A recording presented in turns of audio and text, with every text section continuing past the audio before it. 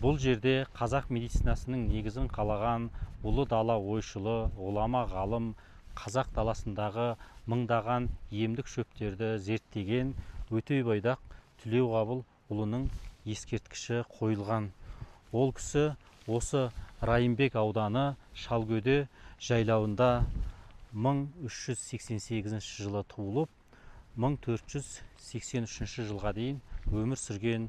Осы қазақ даласындағы емдік шөптерді зерттеп, көптеген қиын ауруларға ем тапқан. Сол замандағы шешек ауруының емін тауып емдеген. Кейінгі ұрпағына 4 томдық шипагерлік баян деген кітабын қалдырып кеткен. Сол кітаптың менде қазір 2 томы бар.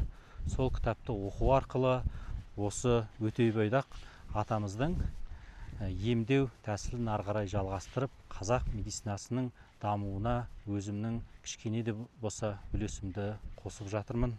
Біздің қазақ клиникте жасалып жатқан әрбір шөп дәрінің рецептері Қытайдың, Тибеттің немесе бір басқа ұлттың рецептері емес, өзіміздің ата-бабамыздың сан ғасырлар бойы жазып кеткен емдік шөп дәрілерді зерттеген кітаптарынан алынып, осы қазақ даласындағы мыңдаған емдік шөп дәрілерді зерттеу арқылы жасалынған шөп дәрілер.